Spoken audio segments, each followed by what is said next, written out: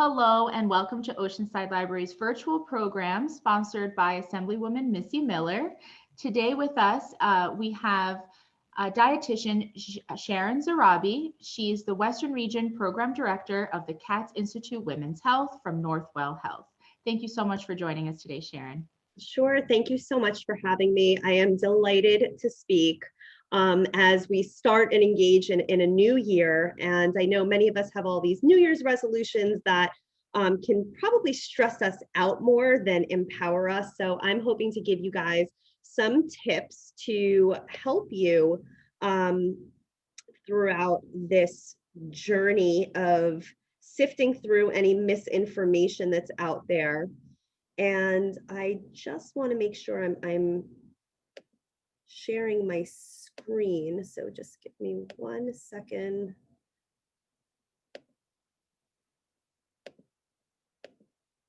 To be able to bring up my slides for you.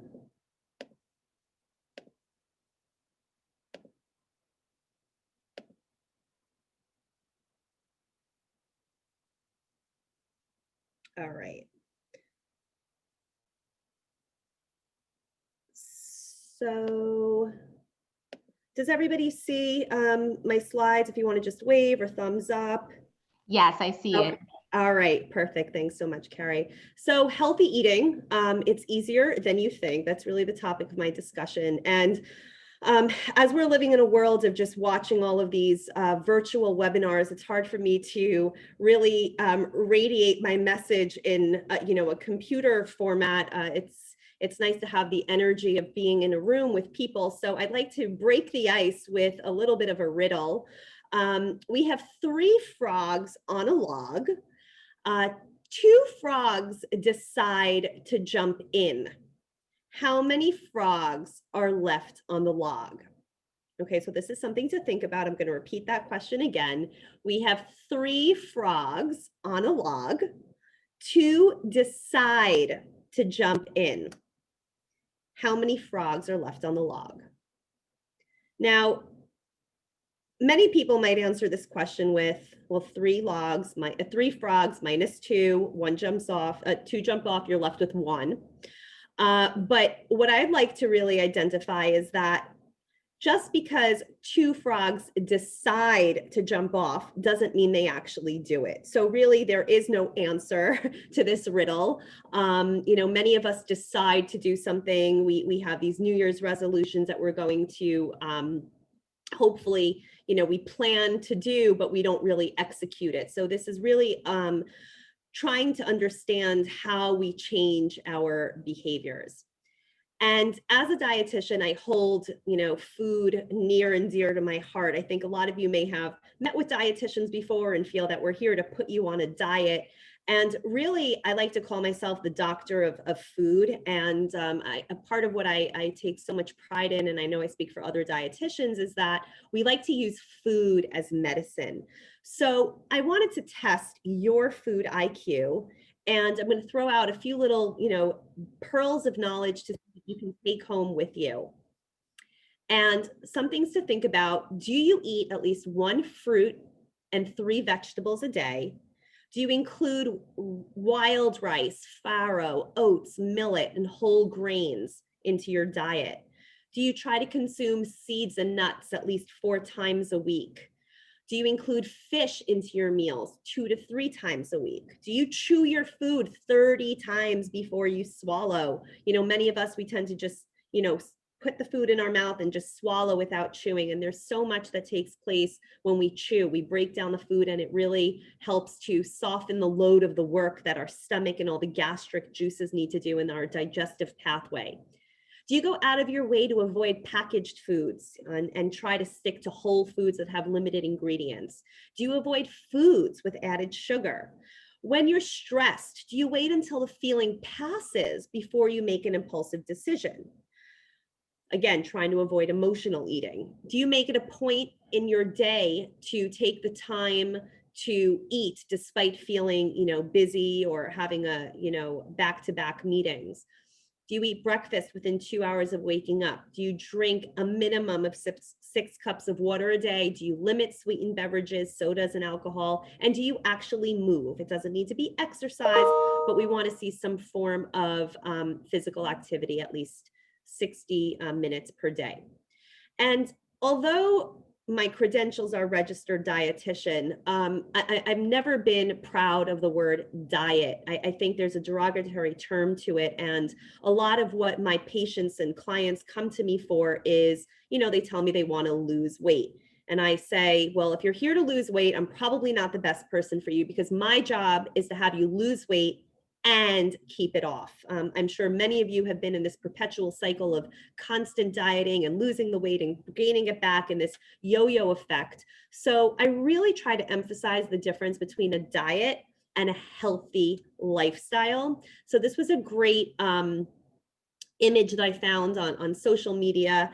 And I wanted to really explain the difference between diet and healthy lifestyle. So diet is defined as managing your food intake and exercise over a period of time to lose weight, versus a healthy lifestyle that incorporates positive choices into everyday routines to increase the quality of life by looking and feeling better. And if we look at those two definitions, diet means managing, okay? It sounds very cumbersome. There's so much energy involved into it. It really focuses only on the food and the exercise component. It's over a period of time, so it's short term, and it's just about weight loss, okay? Versus a healthy lifestyle, now you're incorporating the whole person, and incorporating means a collaboration. It's you actually taking charge and meeting halfway with whoever it is that you're working with to get you towards these goals. Again, I love the word positive. There's an optimistic tone to it. Every day, okay, versus a short period of time. Increase the quality of your life. Okay, so not just your weight, by looking and feeling better. So there's so much more that's involved when this incorporates a lifestyle rather than just a short-term diet. And working for Northwell, I've been with the system for over 15 years. I've started off as a dietitian, moved on into administrative role, and now I'm very proud to be working with the Katz Institute, focusing on women's health.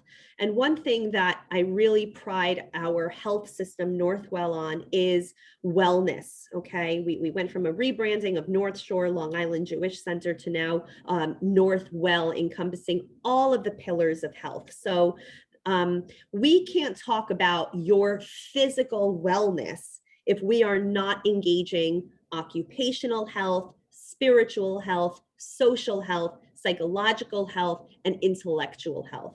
And really what that comes down to is we really need to figure out, what is our why? Why are we looking to gain a healthier life? How are we looking to do it? And then trying to keep all the other components of our wellness into this goal that we have created for ourselves. Because occupationally, if you're working 14 hours a day and sleeping only 4 hours a day, this is never going to work. Spiritually, if you're always looking at the glass half empty and not half full, nobody wants to be around a Debbie Downer or a negative Nancy. So we need to have that optimistic attitude for the changes we're going to make. Socially, if you don't have a good relationship with the people around you, your spouse, your coworkers, your significant others, it's going to make it very difficult for you to partake in this journey. Psychologically, if you are emotionally not well, if you are suffering with depression, it's really going to hold you back.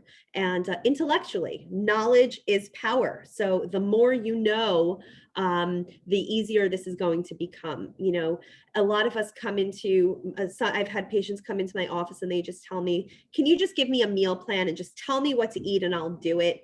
And I say, it's not really my style, because a lot of us know what we need to eat. We know we need to eat the fruits and the vegetables. We know we need to stay away from processed food, but what's the challenge in following that? So my job is really to educate you and teach you what are the macronutrients that your body needs, and why do you actually need it? And that will give this so much more value. So a few of the popular diets that currently exist, in back in the day, it was, the Atkins diet, Weight Watchers is still around, South Beach, but the newer ones are the keto diet, paleo, vegetarian, veganism, Mediterranean, raw, low carb, no sugar. All of these have some implication of reducing a certain nutrient. And any change that you make from what you typically do is going to foster change. You're going to see a change in your weight. But what is it about all of these diets that actually works for you? Okay, because again, a lot of us try these diets. It's very restrictive. We're taking out a food group that we probably need to survive, and a lot of the essential nutrients. When we restrict ourselves, we feel deprived. When we deprive ourselves, we tend to crave and think about that food more often. Eventually, after maybe a few days, we might cave in, and then we feel guilty about what the decisions that we made. And then we're in this perpetual cycle of dieting and jumping off that wagon. So, it's really important to identify what in these specific meal plans works for you and what doesn't. And again, that's what registered dietitians are for. We're here to help you meet halfway and get you on a program that's going to work best for you.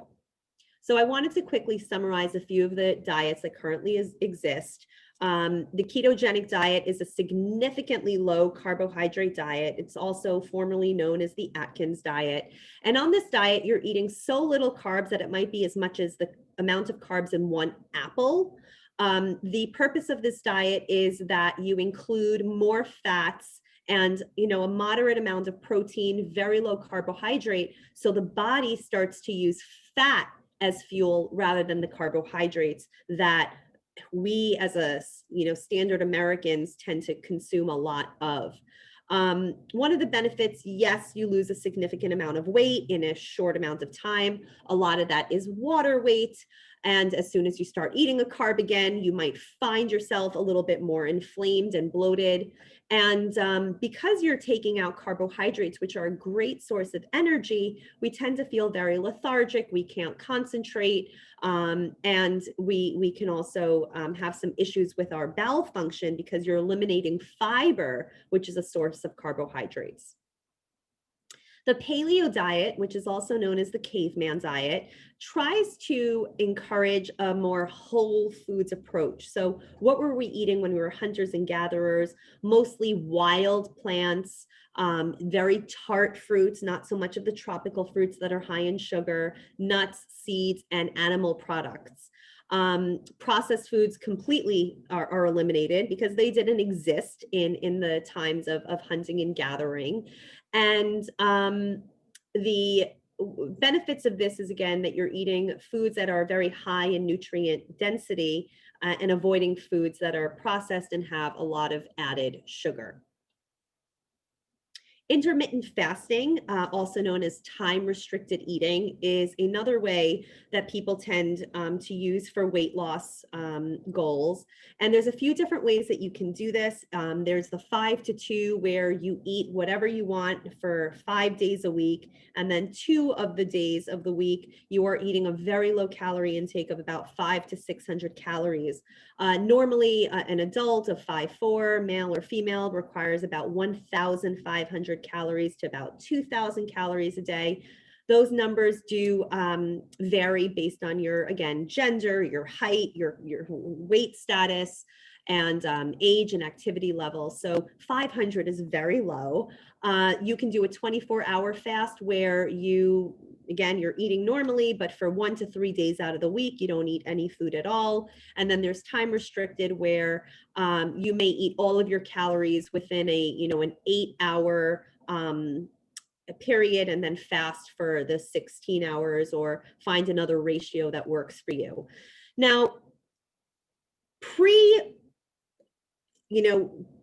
working hours and late night eating and frequent snacking, we would have supper at 7 p.m. We'd go to sleep. We'd have a nice evening of rest, wake up at 7 a.m. and eat breakfast again. So naturally we would get that 12-hour fast, which is why breakfast is called breaking the fast. We live a very different lifestyle now where people are, kind of munching in front of the television, eating dinner much later, skipping breakfast or grabbing foods on the go. So that natural fast that we would tend to have followed prior to the craziness of our standard American lifestyle would be practiced. And, it's also important to keep in mind that a lot of religions have holidays where they give the body some time to rest and not digest food. So again, the benefits of this is that you are improving the utilization of fat as fuel, and you are reducing insulin, which is a fat storing hormone in the body. However, many people don't do this properly because if they're eating highly processed foods and a lot of, again, what I call junk food during the times of eating, this is not going to work. So you'll find a lot of buzz around intermittent fasting these days. The difference between a vegan diet and a vegetarian diet is that vegans tend to follow more, have an ethical and more environmentalist focus. It's more of a lifestyle than it is a diet. Some people who practice veganism won't wear leather or wear any animal products. In both of these diets, you're eliminating animal-based foods. So in vegans, they won't even have honey because it's made from the bumblebee. They both include a very plant-based diet. So you're going to eat lots of fruits, a lot of vegetables, a lot of beans and legumes. But vegetarians they can be flexible. Some of them will include fish, eggs, and dairy products. Some of them won't. Now, it's important to consider that when you start eliminating a specific food group, you're also eliminating specific vitamins. So anyone who's following any of these diets should be monitoring their calcium, vitamin D, iron, B12, and zinc levels, and may need to supplement. Mediterranean diets have been haloed as the healthiest diet these days. And one thing that the benefit of a Mediterranean diet is that countries in Greece and Italy are incorporating a lot more natural foods like fruits and vegetables. They're eating fatty fish. So we're getting a good dose of the omega-3 essential fatty acids, which are good for brain development. And they're limited with the saturated fats that we find from meat and cheese and again, the added sugars from dessert items. Mediterranean diets are also a style of eating. There's a cultural aspect of having the family eat together. And I think that if we study people who live in the blue zones of the world, or people who have the increased longevity and higher quality of life, are the people who really enjoy what they eat, but in a healthful and balanced manner. So really, I've thrown this word around, calories. What are they? Okay, so a lot of people say, well, it's on the back of a food package and we need to eat less of them.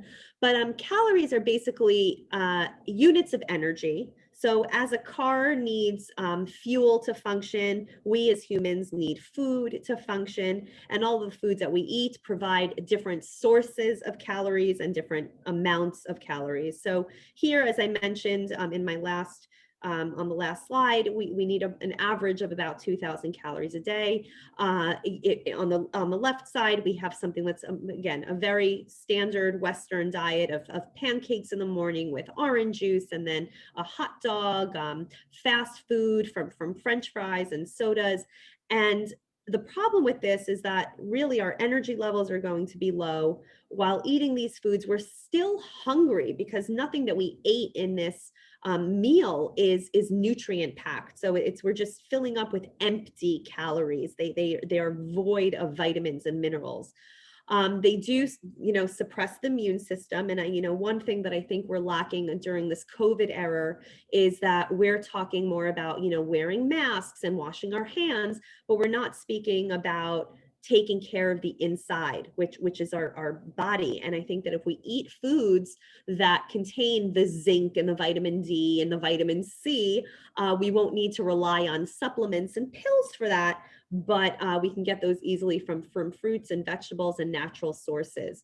So if you see to the right side, we have a lot more food volume wise. You've got eggs, you've got a super green smoothie, you've got salads, you've got fish and vegetables. So the quantity on the green side is a lot more volume than the quantity on the left side. And the benefits of this is that you have prolonged energy, you're satisfied when you eat these foods, you're sleeping better, and you've boosted your immune system. And more importantly, as I go on with my talk, it's sustainable, okay? It's something that you could do for life. So that goes back to the lifestyle. Again, an apple, you can see an apple gets processed into applesauce and then is made into apple juice. So it'd probably be best to eliminate the juice and eat the whole apple. Same thing when it comes to canned fruits. Try to get them whole or fresh or in frozen form, because they won't be packed with extra added sugar. This is a cute slide I like to always throw in. It's a doctor speaking to his patient, and she's like, well, what's wrong with empty calories? If they're empty, that means there's nothing bad in them. And I think we need to really understand how these foods and how these calories affect our hormones, because hormones are very strong elements that affect our appetite and our satiety. So someone who's always hungry throughout the day, it's probably because you didn't suppress your hunger with those appetite suppressing hormones. So I think it's really important to understand that food affects our mood, and food affects our behavior, and food affects our hormones. Food affects our genetic makeup. So the quality of your calories are really important. And why do we need protein and fats and carbs? A lot of you have heard these terms before, but what is the function of protein? Protein helps build muscle. It helps with wound healing. It helps with the development of our hair and nails. It also takes longer to be digested. So if it takes longer to be digested, it keeps us full longer. Fats are essential in our diet. I'm sure most of you have heard essential fatty acids. That means our body needs it. It helps absorb vitamins and minerals. The fat soluble vitamins are actually A, D, E, and K. So if you are taking a vitamin such as vitamin D, you need to take it with the fat for it to be absorbed. A lot of us are taking vitamins on empty stomach. I think it's important to know what foods need to be combined with what vitamins. Fat also provides us with long-lasting energy. So remember when we spoke about the ketogenic diet that has a high fat intake and a low carb intake, we're using the fat for fuel. Fat also helps protect our organs. It's needed for tissue repair and also is involved with hormone production. Carbs have been villainized for a very long time. But again, there's simple carbs and there's complex carbs. So we're going to go over the difference between the two in the next slide. But why do we need carbs? They provide that quick source of energy. A lot of athletes are usually carb loading before a significant competition or a race or marathon. Carbohydrates also contain fiber. Okay, so those are the complex carbs I'm going to go over in just a bit. And fiber is needed to help with elimination and help us, whatever goes in must come out. And it also takes longer to be digested, so it keeps you full longer. This is a good breakdown of, again, your saturated fats, your unsaturated fats, your simple carbs, your complex carbs, and your protein needs. So every food falls into a food group. And did you know, so a little fun fact, protein is derived from the Greek word primary, or most important one. And if you are a science nerd, you may have heard the term essential amino acids. Amino acids are the building blocks of protein, and they are essential. So two things that you may have heard me say are essential fatty acids and essential amino acids. You did not hear me say anything about essential carbs. So that goes to show the importance of fat and protein in our diet. This is a nice breakdown of what your plate should look like. Again, using those macros, again, the macros of the protein, the fats, the carbs. And this is what it looks like visually. So you want to make sure that you're including a lot of veggies. Dark leafy greens have more of the phytochemicals we're looking for. 1/4 of your plate should be of a protein. And then you want to try and get a complex carbohydrate in there. And I like to use the philosophy of having a protein and a fiber at every meal. So this is a good slide to help give you some ideas for breakfast. Eggs are a great source of protein, and then spinach is your source of fiber. A protein shake that's made with spinach or kale and blueberries and nuts and seeds, again, has that protein and fiber. Greek yogurt has protein, berries are fiber, cottage cheese is protein, fruit is fiber. An apple is your fiber, nut butter is the protein. So this is a great way to kind of visualize what those meals would look like. And then again, for lunch and dinner, it can mimic the plate on that previous slide. So what is the best diet? Okay, we just went over so much information. We listed a few of the popular ones that are trending out there. And my answer to you is to find a meal plan that works best for you. It is very individualized, okay? So you need to find a plan that is sustainable, that makes you feel good, because a lot of the time we are ignoring our hunger signals. We are trying to, in efforts of weight loss, we're completely disconnected from our body. So when we're hungry, we're either ignoring it or we're eating the wrong foods and then wondering why are we hungry all the time. So I think it's really important to check in and identify what's working for you and what's not. And with my experience of working with thousands of patients and clients during my career is that most of the time people, when we go through this dialogue of me trying to identify, you know, if you've tried to lose weight before or whatever your health goals are, what worked in the past and what veered you off that path is really the key to understanding what is the best plan that works for you. So I like to, again, learn a little bit of everyone's history and hear their story before I just give them a handout and say, well, eat this and you'll be fine. So in any plan, you want to make sure that you're doing whole foods. So that means very minimally processed, has lots of colors in it. The more colors it has, the more vitamins it has. As I mentioned, again, sustainable for the long term. Tune in, okay? A lot of us eat based on our emotions. So if something's bothering you, if you find that there's a certain time of the day that you're snacking or eating differently, figure out what it is that triggered you, okay, to make that choice. Because that is the key to being as healthiest and successful.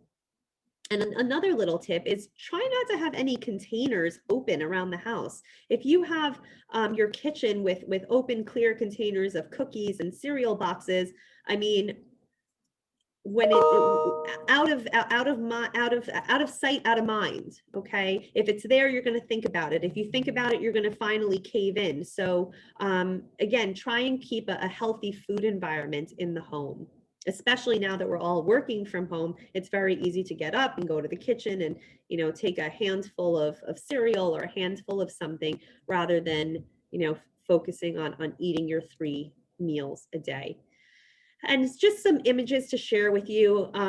You know, a bowl of cereal is void of fiber. My rules of thumb are to try and keep your sugars less than 10 grams per serving and fiber greater than 3 grams per serving. So if you look at the back of a box of cereal, you might notice that there's only 1 or 2 grams of fiber in it. Okay, so a better option might be oatmeal. There's a lot more colors in this image. You've got some fruit in there, you've got some chia seeds in there, and it'll hold you off for much longer. A bagel with cream cheese. Many people are shocked to know that a bagel is the equivalent to about 5 to 6 slices of bread. Again, we are in New York. A bagel is very heavy and dense. So you may want to switch to an English muffin, a sprouted grain version, or even one slice of toast and throw some eggs or even avocado on there. Instead of doing wraps when you're going to any Mexican restaurant, you might want to do a bowl, okay, with some colorful vegetables and protein sources and beans. You know, I think when we start to eat with our hands, you have to remember that you're probably taking large bites and you can swallow a meal very quickly, but when you're eating with a fork and eating off of a platter, it can control the pace at which you eat. And sometimes we don't even know how full we get because it takes about 20 minutes for the cholecystokinin from the stomach to hit the brain to say, I'm full, stop. So I think it's important to give ourselves that time. Put the fork down in between your bites, put the sandwich down in between your bites. And when you have the option to choose something that you're eating with a fork rather than with your hands. If you're going to a steakhouse, you can see on the one side, we have more vegetables, and on the other, there's more of, again, the French fries and the garlic bread that probably has a lot of margarine in it. If you're doing Chinese takeout, I always say, you know, try to get something with a lot of vegetables in it. Make sure your dishes are steamed, get the sauce on the side and drizzle the sauce on it. Usually if you're getting something that's already doused in sauce, they're probably putting a pint's worth of all this sugar and fat in there to add flavor. You know, you being able to kind of drizzle it will control the sodium and sugar and fat content. Some recipe swaps for you guys. Instead of doing noodles, you might want to get that spiralizer and use zucchini noodles or daikon noodles, spaghetti squash, and there's a wide array of bean pastas that are out there using lentils or chickpeas or black beans, and they have a lot more fiber and protein in them than your generic wheat pasta. Instead of rice, you might want to swap for riced cauliflower. Riced cauliflower, I've gotten some pushback. People are like, well, it has no flavor. And I said, I know, but rice has no flavor either. You always add a little bit of, you know, seasonings to it or salt and oil. So you can do the same with the riced cauliflower. It might take that same flavor profile. Bread and flour are highly inflammatory, so you may want to switch to a grain-free bread that uses almond flour, coconut flour, tapioca, or cassava. And for some of you are looking at these and like, oh, it's a foreign language, but the food industry is catching on to our demand of wanting to be a healthier nation. So again, if you start reading the food labels and shopping at specialty food stores, or even in a lot of supermarkets now, they have an aisle dedicated to more of health foods. In my mind, they're not really health foods. That's what real food is. I think we need to start calling the other parts of the supermarket unnatural, if that would make any difference for someone to understand how toxic some of the ingredients are in the quality of the foods that we're eating. Wraps, a lot of people don't understand that wraps are still flour and wheat and very, very high in calories. So if you're trying to make a sandwich or a wrap, you may want to even use collard greens or kale as that outside to hold your meat. This is a slide of, basically I call it a super green shake, and it's got some ingredients that include blueberries or any type of berry, strawberries, blackberries, lemon rind, again, just to add a little more flavor to it, almond butter, pumpkin seeds, chia seeds, hemp seeds, Brazil nuts, kale, spinach. You can put a little bit of a coconut butter in there, unsweetened nut milks, and ice cubes. And this is a great vitamin-packed meal, or you can even limit some of the ingredients and use it as a snack. So some healthy daily tips to keep in mind is always start your day with a nutritious breakfast. Make sure your breakfast is consumed of one fiber source and one protein source. I like to say try to have a breakfast within 2 hours of waking up. You don't need to feel obligated that the second you roll out of bed that you run to this kitchen and eat something. And just again, make sure that it's nutrient dense and not pancakes or waffles or a piece of toast with butter, because there's no nutritional value to it. Those are the empty calories. Become a mindful eater. So I think it's important to become engaged with what's happening and really ask yourself, am I hungry? When is the next time that I'm eating? Am I watching a commercial of food on television that triggered me to stop into the kitchen for a midnight snack? So we really need to increase our awareness, and that'll help us identify what our small little goals to achieving a better, healthy lifestyle. Another little trick is whenever you are eating, try to have your vegetables first, your protein second, and your starch at the end of the meal. Again, I'm not against having carbs. I just want them to be high fiber and again, in minimal amounts. So having them at the end of the meal, you might eat less of it. Sleep hygiene is very important. A lot of the times when we don't get enough sleep throughout the day, we tend to crave more carbohydrates. Okay, so again, that's part of those hormones that affect our eating habits. So I think it's really important that if you are trying to manage your weight, that you really try to hone in on your sleeping and even your meditation practices, because we tend to eat when we're stressed.